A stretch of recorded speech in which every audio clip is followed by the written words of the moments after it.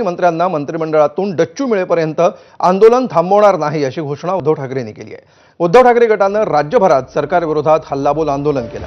महायुतीच्या कलंकित आणि भ्रष्टाचारी मंत्र्यांची तातडीनं हकालपट्टी करण्याच्या मागणीसाठी हे आंदोलन करण्यात आलं। यावेळी उद्धव ठाकरेंनी आपल्या कारकिर्दीबद्दल बोलताना अप्रत्यक्षपणे संजय राठोडांवर निशाणा साधला। महिलेच्या वादात अडकलेल्या वनमंत्र्याला घरी पाठवण्याची हिंमत दाखवली। एवढं पाशवी बहुमत असूनही भ्रष्ट मंत्र्यांना घरी पाठवण्याची हिंमत का दाखवत नाही असा सवाल यावेळी उद्धव ठाकरेंनी केला। तसंच जगदीप धनखड कुठे आहेत, त्यांना गायब केलं का असा सवाल विचारत त्यांनी केंद्र सरकारलाही लक्ष्य केलं। 2014 साली ज्याप्रमाणे मोदींनी एक चाय पे चर्चा केली होती, तशी तुम्ही जिथे जाल, जिथे बसाल, चहाच्या टपरीवरती बसा, अगदी केस कापायला सलून मध्ये बसा, कुठल्याही रेस्टॉरंट मध्ये बसा, सावली बार सोडून कुठेही बसा। आता महाराष्ट्रामध्ये चर्चा करायची ती भ्रष्टाचार पे चर्चा होऊ द्या, भ्रष्टाचारावरती चर्चा। आणि जोपर्यंत हे भ्रष्टाचारी मंत्री काढले जात नाहीत तोपर्यंत आपलं आंदोलन थांबणार नाही। नेहमी महाराष्ट्र देशाला दिशा दाखवतोय असा आपला गौरवशाली अभिमान वाटणारा हा महाराष्ट्र या भ्रष्ट आघाडीने कितव्या रांगेत नेऊन बसवलाय।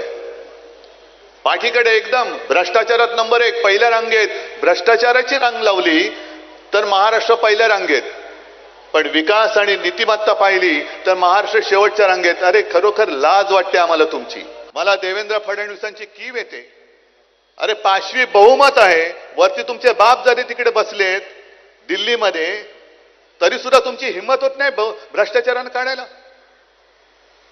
म्हणजे देवेंद्र फडणवीसांची जर का हालत पाहिली तर त्यांना म्हणजे स्वतः असं धरू की स्वतः काही भ्रष्टाचार केलेला नाही, मग का तुम्ही त्यांच्यासाठी बदनामी ओढवताय?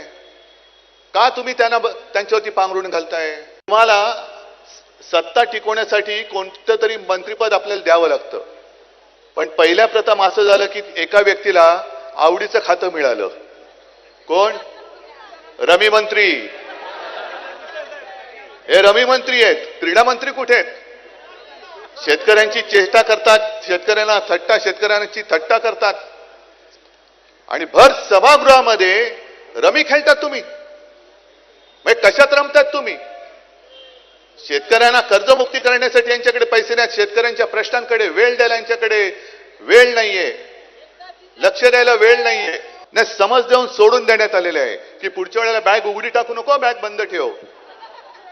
पुढच्या वेळेला तू सावली बार नेऊ ठेवू नको, भर उन्हाचा बार काढ। हे बघा आलं ऊन, मग सावलीमध्ये डान्स बार नको, उन्हामध्ये डान्स बार कर। आम्ही समज देऊन त्यांना सोडून दिलेलं आहे, पुन्हा असं करायचं नाही। ठीक आहे, चांगली गोष्ट आहे। धनखड कुठे आहेत? जगदीश धनखड अजून नुसतं ऐकलंय, राजीनामा का घेतला त्यांचा, त्यांनी राजीनामा का दिला, कारणच नाही समोर आलेलं। मी जेव्हा दिल्लीत गेलो होतो तेव्हा मला असं सांगितलं की धनखड हे या सरकार विरुद्ध काहीतरी कारस्थान करत असतील किंवा होते, हा संशय आला म्हणून त्यांना तडकाफडकी काढलं आणि गायबच केलं आणि गायब केलं। मग धनखडनं का नाही समज दिली हो की पुन्हा असं करायचं नाही, केलं तर मारीन, पट्टीने मारीन मी तुम्हाला, हा अंगठे धरून उभं करीन तुम्हाला मी। ही समज धनखडनं का नाही दिली? तर महायुतीच्या कलंकित आणि भ्रष्टाचारी मंत्र्यांची हकालपट्टी करा या प्रमुख मागणीसाठी ठाकरेंच्या शिवसेनेकडून संपूर्ण राज्यभरात आंदोलन केलं गेलं। हनी ट्रॅप प्रकरण आणि वेगवेगळ्या कारणामुळे वादाच्या भोवऱ्यात